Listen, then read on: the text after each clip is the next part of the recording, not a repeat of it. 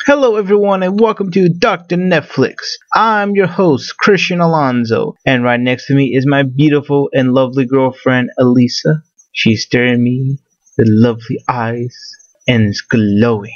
Today, we're gonna talk about the Benchwarmers. To do my best of the plot synopsis, it's basically with Rob Schneider, Napoleon Dynamite, and David Spade, and Nick Swartz. yeah, I guess Nick Swartz, but He was a small part, but he was still a part. He was interesting enough. it's not really about him. Kind of, but not A really. little, yeah, in a general sense, yeah. In a way. The three main stars is Rob Schneider, David Spade, and Napoleon Dynamite. I don't know his actual name. What about the fat Jewish guy? I guess so too. Do you know his name? No, but I know he's from SNL. Yeah, I know. Well, I know I've seen him in a lot of Adam Sandler movies, and he has a funny voice. David Spade, Rob Schneider, and Napoleon Dynamite. I don't know the dude's name, so I'm gonna call him Napoleon Dynamite. He's Napoleon Dynamite to me, so that's what I call him. Even though you never watched the movie. Yeah, that's true. It's on my list. It's on my list. I have it. If you wanna watch it. I think you gave it to me, didn't you? You still haven't watched it? Nope. I have not. It's a pointless movie. It's like a movie about nothing, basically. So it's like Seinfeld. Except less interesting, I guess. Damn. Playing the plot of the whole movie is like these three. Really, Napoleon Dynamite and David Spade are the only ones with more the nerdy ones, I guess. And like Rob Schneider, like he kind of looks nerdy, but not really nerdy. Like he's more of that kind of cool nerd where like he's in between where he can get away of like liking like Batman. I would say more like he hangs out with nerds. Yeah, he's a lot cooler than them, but he treats them as if they're normal. Yeah, even though they're dweebs. Yeah, and pretty much, I keep forgetting the one dude. He's in SNL, and yeah, he's usually in all those Adam Sandler movies. I don't know his name. I want to say he was the voice of the critic, but other than that, I don't know. To get to the point, he pretty much like, hey, we want you guys to represent, the benchwarmers, the nerds, and whatnot, and help us make this dream of this. I forgot what I was saying. I love that shirt.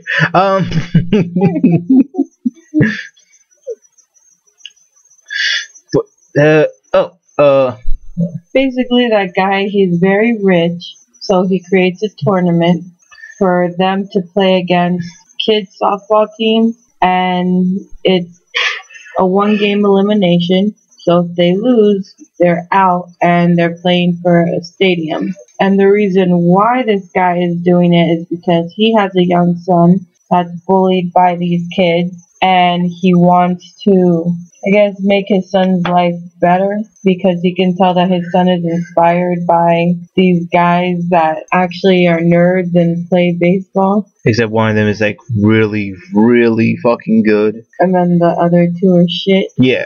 So they basically rely on him. Yeah. So yeah, who want to go first on this quest? You can go first. Okay.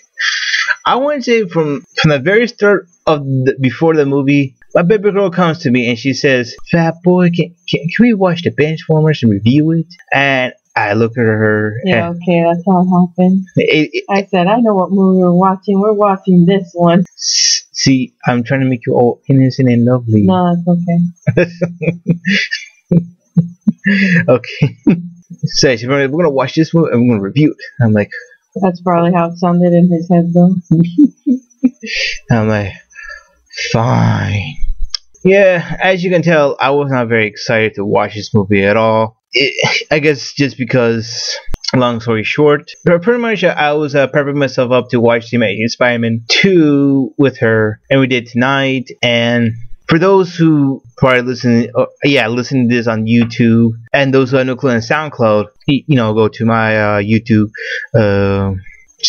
Comic Crisis at E1. Yeah, Combo Crisis at E1, and it's one of the videos where it kind of explains, everything that's going on. But for those, who knows, pretty much my life at the moment is as much, if we want to do a Amazing Spider-Man 2, we can. It just be more like later on, and let's say it would begin like tonight. I don't know when exactly that recording is going to be up, but if you want to hear our thoughts, we probably could do it. Maybe we can, maybe we won't. I don't know. But anyways, as a part of myself, to watch, I watched the Amazing Spider-Man, and then she tell me like, oh, we're gonna watch the Benchwarmers.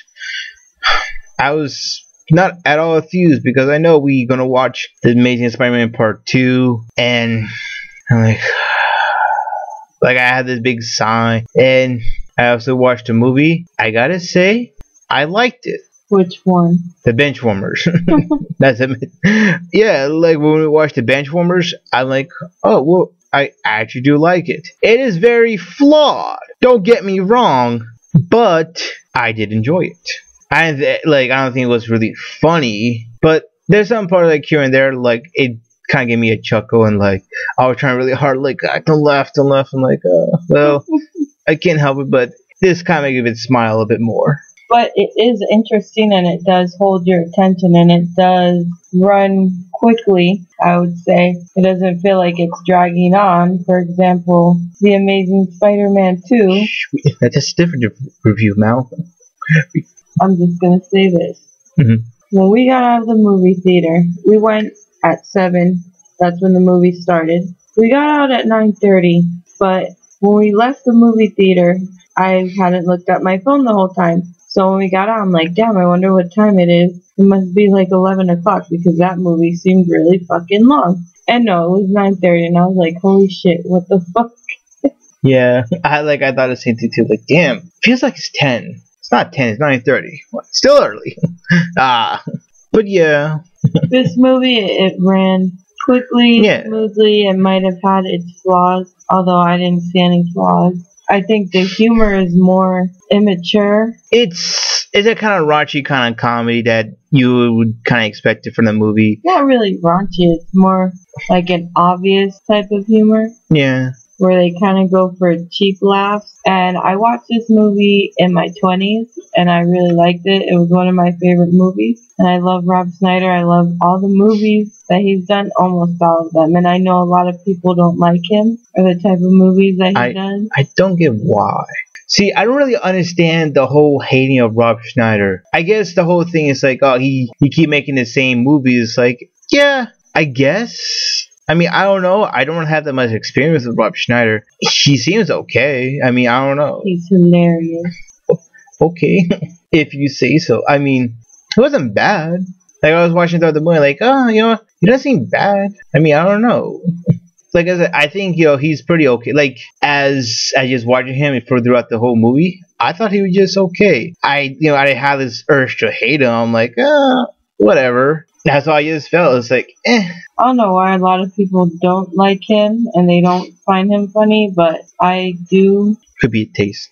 Yeah, but I have a lot of good memories with his movies. The only one I remember that we did saw, it was like that. It was a straight to DVD movie, and I thought, what? It wasn't that bad. Which one? I forgot the hell it was called, but it's pretty much about like he's seeking, like, I guess he go on a spiritual quest. Oh, yeah. Now I thought, what? It wasn't bad. Kind of forgot about that movie, but I wonder if they still have that on Netflix. I don't think so. It's lost in the void. What else is there to say about the movie? Well, I do have complaints, and like I said, it is pretty flawless. It is very flawed. Not flawless. Did you say flawless? Yeah, it is. No, it's not. It's not. Yeah, pretty flawless. I agree. See, one of the flaws about it, it's the comedy itself, and it probably is an immature thing, I guess. But even like some of the immaturity about it, some of just the other jokes, I don't know, it doesn't really work with me. Like some of the jokes were like, oh, it's like you're all grown up and whatnot. See, maybe it is, but at the same time, there's some other jokes. It just, I don't know, it doesn't really click with me. And just another thing about it too, Rob Schneider seems like him and his wife seems like, and maybe David Spader. David Spade. David Spader. David Neuter. The fuck? Spade. Spader. Oh, okay. No. And I guess maybe the one Jewish guy. But okay, the point I'm trying to make is this. Though, like, just a few people just seemed pretty damn normal, everybody else just seemed like either they're fucking retarded or they make no goddamn sense. And I keep saying to myself, what planet am I living in? Where am I? Cricket. But you know, that's really how I kind of felt. Like some of these characters is like okay. But that's the point of the movie. I mean, it is an Adam Sandler movie, and that's pretty much how his movies are. That like there's one or two normal people, but everyone else is just crazy and weird and full of gimmicks. Well, see, I kind of want to agree with you, but like I want to say like this movie, it kind of has that Adam Sandler tone to it where let's put it in a role like situation where if Adam Sandler was like the main star, not Rob Schneider. See, I'm not gonna say like whether or not whoever was was the main role could have been handled more differently. See, with Adam Sandler, you're kind of right with like with him, like he does have that kind of where everything around the entire world is just absolutely fucking insane, and he's the only one who does seem like the very normal one. Well, not always him, like Waterboy. Oh yeah, but see, the point I'm trying to make is that I want to say 9 times out of 10, but it's not even 9 times out of 10 anymore. I want to say 75% at a time. His stuff that he usually does or whatever is, I guess, is whatever movie that he's doing and whatever particular director he's working with and whatever particular writer that I guess is doing the writing, which maybe is like he probably want a co-writer too. I'm not quite sure, but whoever it is, 75% at a time it would work. Is the best way I'm trying to say. It's gonna work, throughout the whole way. And it's just with this, like, it seemed like a very Adam Sandler kind of movie, except with Rob Schneider. And I'm not saying it's Rob Schneider's fault. I'm not saying that, and it just seems like, it's Happy Madison, so that means, Adam Sandler working with this. For all I know, Adam Sandler just could have been just the one producer who probably was an extra producer and says, here's some money, do what the fuck you want, I'm just gonna go and make my own movie. I'm not blaming Rob Schneider, like, it's not his fault or whatever. It just seemed like they're trying to make an Adam Sandler movie, but except, like, it's probably one of those really dumb and probably really not good Adam Sandler movies. And it says, we put a Rob Schneider in, blah, blah, blah, blah. Or at least that's what I'm just kind of going with. I don't think so. I think the movie was really good. I think it depends on your age range, on whether you'd be into it or not, because if you were a lot younger, you would probably enjoy the movie a lot more. I guess. You know what? You probably are right. And again, I guess. I mean, like, when you get older, booger picking isn't really a trigger of laughter. It's disgusting and not really funny at all. More like, what the fuck is wrong with this person? Yeah, I gotta say, there are like some like characters like here and there where I may repeat myself, but there's some of the characters just seem like... That's the point. The point is that they're nerds, they're weird, and they don't fit in. And I don't know, I think it like gives a good point across that even like the bullies, they may be assholes, but they're not perfect either. They all have their own shit where they're not exactly normal either, so we're all kind of the same. I guess. Although, like, you know what? You're right, but like some of them were not really nerds. Some of them it just seemed like people who just really need just help, like Napoleon Dynamite character. And I'm sorry that part of someone screaming out there his actual name. He's Napoleon Dynamite for me. I'm sorry. You know what? You're right. I should pay attention to his name. But you know what? I'm gonna call him Napoleon Dynamite, so he's gonna be Napoleon Dynamite. If he play some other character, a really well-known character, then okay, then he would be some other person. But you know what? He's Napoleon Dynamite, and I'm gonna call him Napoleon Dynamite. They get to my point. There's a point to all that. See, you're right. It is about the nerds, those underdogs, and it's about them. It's just only some of them seems more like mentally ill. That's what I was thinking of. They seem like more mentally ill, just like with Deadpool and Dynamite like character, where he seemed like more of a very mentally ill kind of character, where he's still wearing a helmet. Oh. He's still wearing that same damn helmet and the knee pads. He was wearing a helmet and knee pads because he was riding bike. But Yeah, on a bike not all the time. He wasn't riding a bike all the time. But that was his mode of transportation. But see, He didn't take it off. And yeah, when he played baseball, he wore the helmet. What's wrong with that? well, I guess but see, you can wear a different kind of helmet. David Spade wear a different kind of helmet. That's because he doesn't have a helmet. Well, yes, but still. He didn't seem mentally ill to me. They made the point very clear that he's a sheltered mommy's boy. And he has very little experience in life, and he's very socially inept. I guess.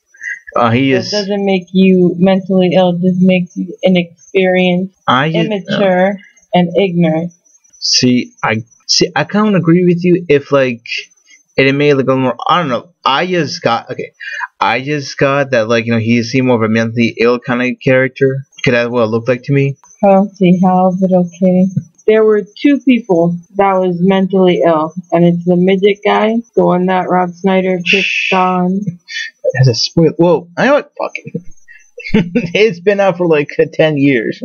And Howie, which is Nick Swartz, that he has agoraphobia. But they say that he has agoraphobia on the show, and that's why he's afraid to go outside. So he's mentally ill. Now, I gotta say, when we did first watch it, I don't know, it was something about that like I won't say it was kind of like off-putting in a way. I get it, like it's supposed to be for more of a laugh, but at the same time, like I just felt like I don't know, it was something about like they just make it too over the top for me. I don't think so, because they barely like. He only had a few scenes, so it wasn't like over the top. It can't really be over the top if they give him like 5 scenes, Yeah, but for the 5 scenes, I just got it from like it seemed more over the top with the agoraphobia. Again, what about Sheila?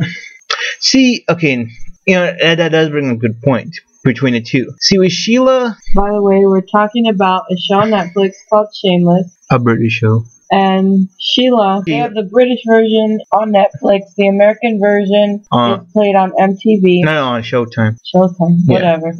Same difference. Not really, but sure, we can go with it. Okay, so the American version is played on Showtime, which also has a Sheila in it. And Sheila is agoraphobic, and she has her weird things too, where she's scared shitless to go outside. Do you think Sheila's over the top? But see, there's a difference between both of those. How?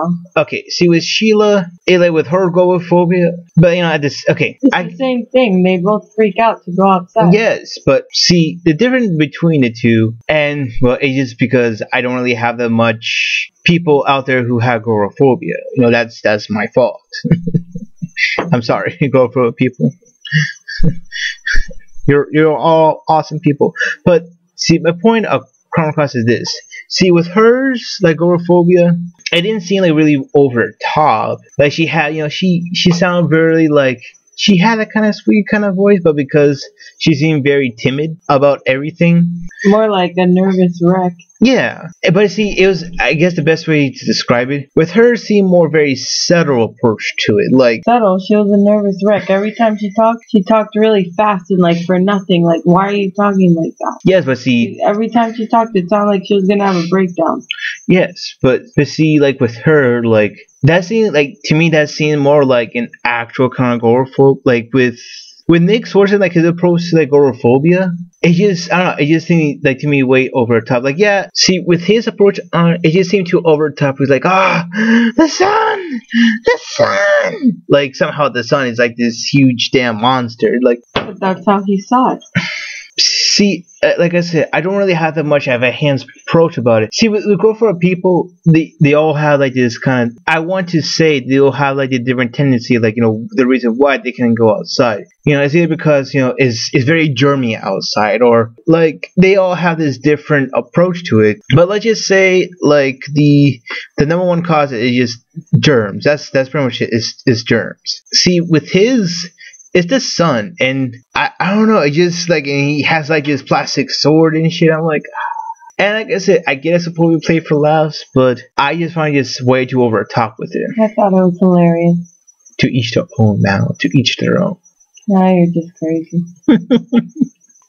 I would say the one thing I do really enjoy and like I say I really like, and you can call me crazy, you can call me stupid, or you can call me I'm not gonna listen to you anymore, and I say to you, fuck you. Rob Schneider to me was actually a glimmer kind of hope, that one like kind of shiny moment throughout the entire movie. Well, he was pretty much the main character Because like he's going for that straight man kind of approach. I'm like, okay, like that's kind of obvious thing of this in the whole happy fantasy like movies and whatnot. But I don't know, like I did actually enjoy him. He seemed pretty okay. And yeah, the one thing I do want to put out there, I want to go back for a bit. And it's with the Hot Flash review, and I guess my point, okay, but it's really quick, people, and I guess for those who have listened to it and whatnot, I guess my point across from the whole movie, and I have listened to it while editing, I guess my point across with it is just the fact, okay, it's supposed to be some kind of sports movie where, with hot flashes, it'd be like, oh, we're gonna teach y'all like this whole entire lesson and whatnot, and we're gonna show you that we can, we could do this as we progress, and well, see, you can tell for the review of that, well, besides being very non-interesting of a movie and not, being as good, you don't feel that, see, with that movie, it didn't feel like nothing was really progressed. See, what I felt with those women, like in the second game, they were cheating. I'm gonna call it. They're cheating. They're playing a little dirty. What's wrong with that? But, and this is my point to it. And didn't the girl start it? No. Well, it's only the one, like I said, the one girl who started. It was, exactly. But see, that's one girl compared to the entire team that didn't do jack shit. Anyways, like, Hot Flashes and Benchwarmers are two different types of movies. They both have sports tournaments involved, but they're different kinds. They're different genres of movies. Well, see. And the whole premise is different as well. Because the women, in a technical sense, they're fighting to raise money for the breast cancer bus. But in a more thematical sense, they're playing for themselves. And see, that I think that was a problem with it. Like I said, with that entire movie, is all these different subplots. And it's supposed to be about their subplots. And even then, it's like, well, here's the subplot, now it's dropped. Here's the subplot, now it's dropped. Yeah, but with the Benchwarmers, it was more about them fighting for the cause of the kids, and they actually were fighting for that cause, and you see them actually defending kids. And you know what? Yes, and see, this is where I think where, like, I would say it. Benchwarmers is a superior movie to Hot Flashes. See, with Hot Flashes, see around like as the second game, you're supposed to kind of feel like they're progressing a little more. And they did have that one part where they were saying that their league was inspiring other women, but it wasn't, I don't know, I guess it wasn't like such a prevailing theme, or like they didn't make it so important. Like it was important, but it was pretty subtle, where it probably should have been more out there. Yeah. With this movie, it was more obvious, but I think it was supposed to be a comedy, but I think it had a really good theme to it too about bullying. I really liked that and thought it was cute because obviously bullying is a huge problem. So it was really cute seeing, the kids be inspired and to be proud of themselves. See, they predicted the whole nerd phenomenon. Without them, the Big Bang Theory wouldn't exist. No, without Marvel and the Dark Knight Rises. A lot. That's comic book basis now. So that makes it cool. People don't see it that way though. They will now. No, they won't. How do you know? How do you know somebody is you know what? I want to read the Iron Man book because I watched the Iron Man movie and that looked awesome. People don't read.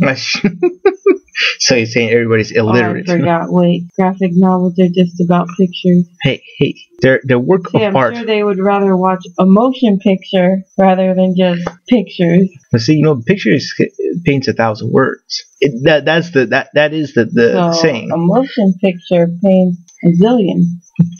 See, they're 26. Okay, but depending of the size of the book, like 100 pages, that creates 100.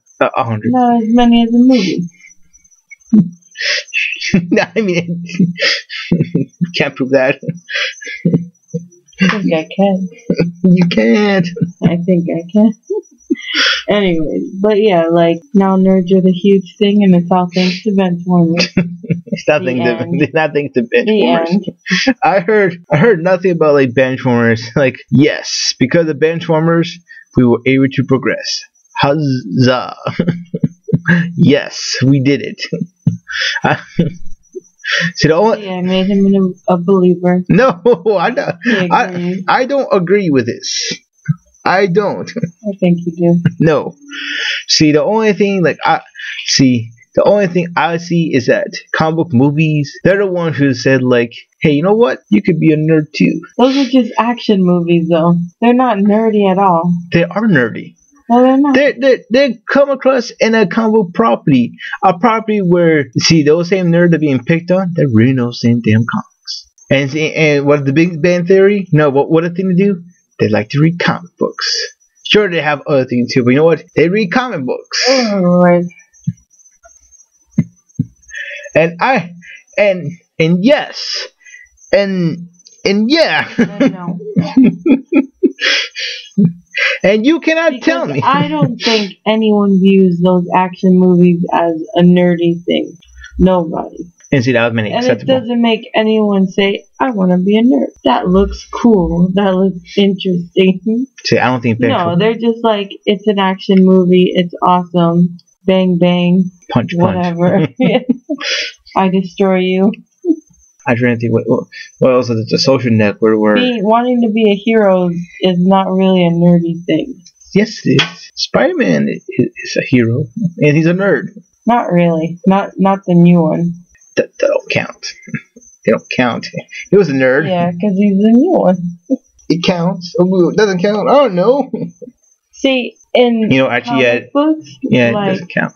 Nerds, they become developed adults. And when they become heroes, they're no longer nerds, and they get the girl, and they're heroes, and they're awesome, and they gain powers, which makes them not nerdy. Well, not all of them. It makes them cool. Not all of them. All. No, not all of them. Name one. Name one nerdy superhero that doesn't have any powers. Batman. How was he ever a nerd? He was never a nerd. He was always a rich, arrogant son of a bitch. Okay, give me a second. You hear that silence? No, give me a second. That's me being right. Give me a second. I will win this one. Oh, Lex Luthor counts. But see, he became a supervillain. How is he a nerd? He's a nerd. No, he's not. Yes, he's the intelligent. He's very intelligent. And you know he was picked on. So being intelligent means you're a nerd? To most cases, yes. Not really. But what? Okay, what's the Big Bang? What's the entire premise of the Big Bang Theory? Nerds. Okay, but are they smart nerds? In psychology, there's a saying, or more like, I guess, a law or some shit like that. There's a law. Correlation does not equal causation, which means just because a nerd is smart doesn't mean all smart people are nerds. It doesn't prove anything. So your argument is flawed. No, see, in the eyes of psychology. It's not. It is flawed. Just because you're smart, it doesn't make you a nerd. And there are plenty of movies that show that. Well, what movies? Nerds. What movie? I want to know what movie. How about this? Real life. You're a nerd. Yes. Are you very intelligent? Well. Are you very educated? Well. No. You're just a normal person. Sorry. But see, I'm a nerd either way. Exactly, but you're not smart. You're not like Sheldon smart, basically. But see, you're like, you have that normal intelligence. But see, which means that being a nerd doesn't automatically make you smart. But see, it doesn't matter.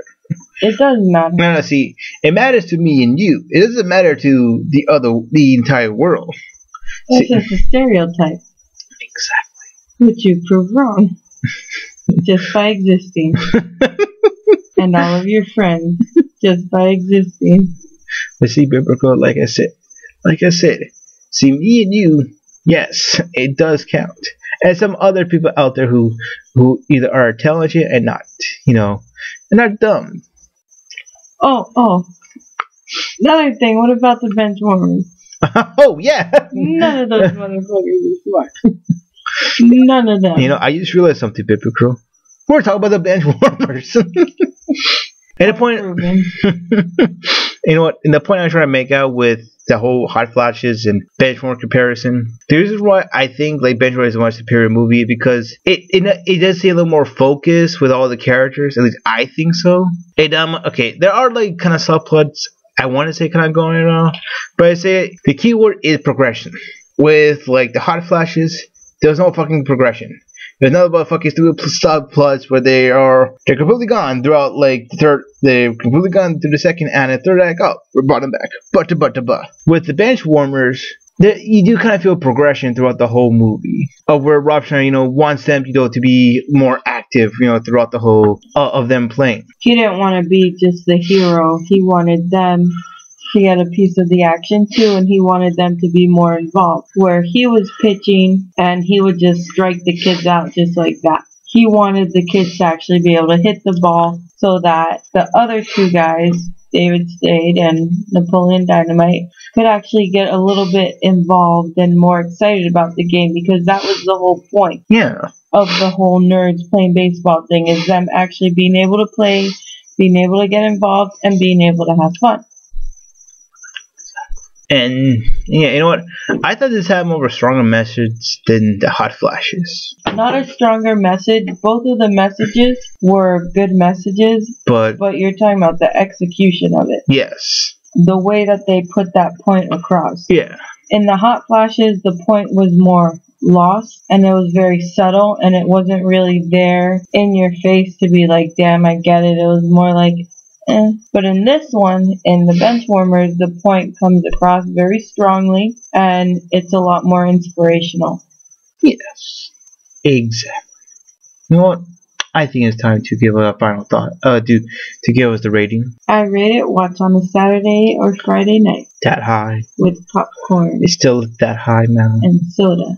Still that high. Maybe some fried chicken and some cheap wine in a box.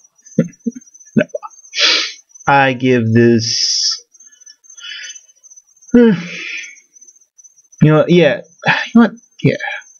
Gonna give it. Watch it when you're bored. Yeah, nothing else to watch. Yeah, just watch it. See, if you have no hating on Rob Schneider, I think it could be a pleasant surprise. I would love to think that. I did have some fun with it. Although, like I said, there are so many flaws with the whole movie. I say, you know what? Just for me, I'll give it, that extra courage. So I guess that's it for tonight's show. Stay tuned for our next one. We don't know what we'll be reviewing yet. I guess it's going to be Chris's choice. Yes. Probably going to suck. Well, how do you know it's going to suck? The Bay didn't suck. Did I put that movie on the thing? You did not. I did. I did. The Bay? Yeah. No, I did. Yeah, I put did. It on there. No, you did not. I did, woman. I put it on like a year ago. No, you did not. See, I did. For a Halloween movie. No, see, I. Not a Halloween movie, but when I was into all the scary movies. No, see, you did not. I did. I don't want to say you're a liar, Mal.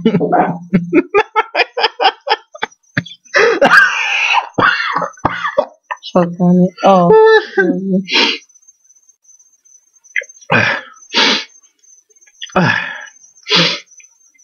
Give me a second. But yeah. Okay, you know what? Because I did find out this will be on SoundCloud. Okay, for those who are listening on YouTube, you can, if you want to get this on the go on your phone, or I guess maybe your, I want to say iPod or your iPhone, whatever. I think we're interesting enough to listen to on your way to work during traffic hours. Yes, exactly. Get it on SoundCloud, which is on Christian Alonso 8. Remember, you see the hot flashes, the Bay, the mud, the mud, just mud, the mud review. The name's Mud. And this particular review. And for those on the SoundCloud, you can check me up on Comic Crisis at Earth 1, where I do Slenderbog reviews. You want to know what Slenderbog is? Just watch the introduction. SoundCloud? No, on YouTube. You just said SoundCloud. I did. Yes, you did. No, I mean those who are listening on the SoundCloud. Yes. Yeah, just go on the YouTube page. Yeah, my YouTube page is a couple of credits at E1. I meant to say. I do have my own like movie review and also the thing I usually do is Slender Block reviews. And you can also catch me on the Twitter on glchris24. Always remember to share, like, and subscribe. Yes. Until then,